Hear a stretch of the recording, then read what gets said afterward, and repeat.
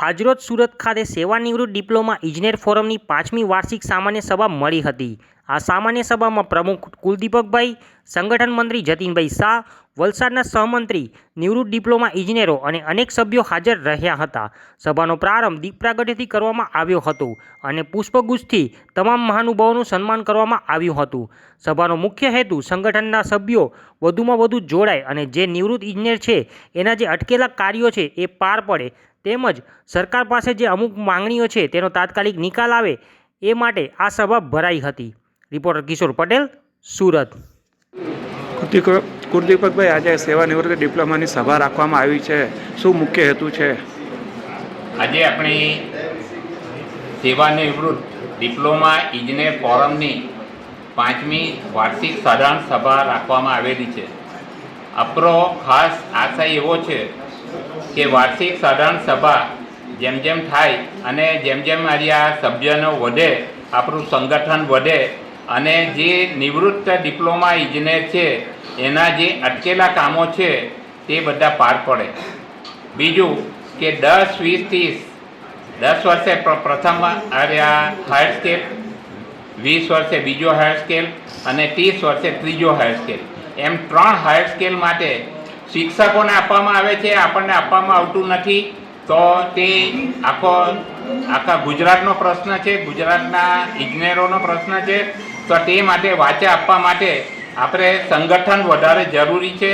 આપણે સંગઠિત છીએ જ અને આ સંગઠન જો જેમ જેમ મજબૂત થાય ને તો સરકારે ઝૂકવું પડે, આપવું પડે, એ આશય છે। કઈ માંગ રાખવામાં આવી છે સરકાર માટે? સરકાર પાસે અત્યારે તો એક માંગ રાખેલી હતી પહેલાં કે ભાઈ મેડિકલ 300 રૂપિયા છે તેને બદલે 1000 રૂપિયા કરવું, એ માંગ એમને સ્વીકારી છે। ત્યાર પછી બીજી માંગ માટે અમે પહેલાં મુલાકાત લીધી અને મુલાકાત લેતા એમને એવું લાગ્યું કે આ તો ગુજરાત લેવલનું આ સુરતના છે એટલે હું એમને આપવાનું, એટલે ત્યાર પછી અમે આખા ગુજરાત લેવલના સંગઠિત થઈને અમે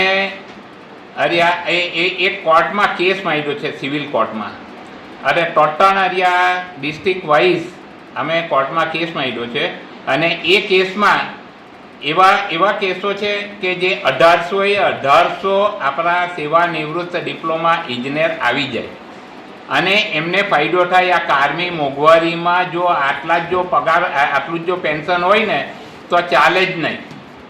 અને સરકારની આટલી બધી 30 થી 35 વર્ષ લગીને સેવા આપી તો પછી હવે સરકારે લાભ આપવો જોઈએ ને, એટલે સરકાર આપણા જે લાભો છે તે ખેંચી ન લે, આપણા લાભોને અસર અને બીજી માઠી અસર ન થાય એને માટે સંગઠિત થઈને અમે ફોરમ બનાવ્યું। જી જતીનભાઈ, તમારું શું કહેવું છે આ બધા મુદ્દાને લઈ?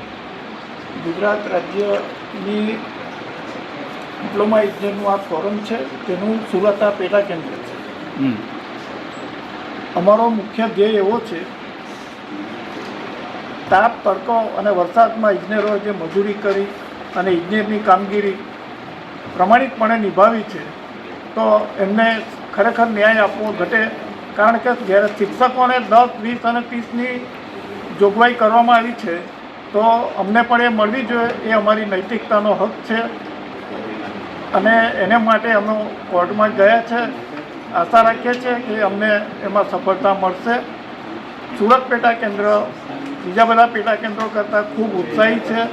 એમનો પ્રમુખશ્રી અને આખી કારોબારી ખૂબ તન, મન અને ધનથી કામ કરે છે અને કોઈપણ વિવાદ વગર આ કામગીરી થાય છે। આ અમારું 5મું સ્નેહ મિલન છે અને અમે બધા ફેમિલી સાથે આ સ્નેહ મિલનનો કાર્યક્રમ માણીએ છીએ અને અમારા ઇજનેર ભાઈઓના કોઈપણ પ્રશ્નો અમે સ્થાનિક અને રાજ્ય સરકારની માં પણ રજૂઆત કરી અને એનો સારો એવો સફળતાનો નિવેડો લાવીએ છીએ।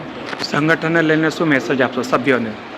અમારા સભ્યો એટલા બધા લાગણીશીલ છે કે અમારે ખાલી મેસેજ મળે છે ને તો રાતોરાત 1800 સભ્યો અમે ગુજરાતમાં કર્યા છે અને દરેકે અમને ઇજનેર ભવનમાં ફાળો આપ્યો છે અને અમારી જે લડત છે એની અંદર પણ સ્વૈચ્છિક ફાળો આપી અમને પ્રોત્સાહિત કર્યા છે। એ બદલ એમનો પણ હું ખૂબ આભાર માનું છું।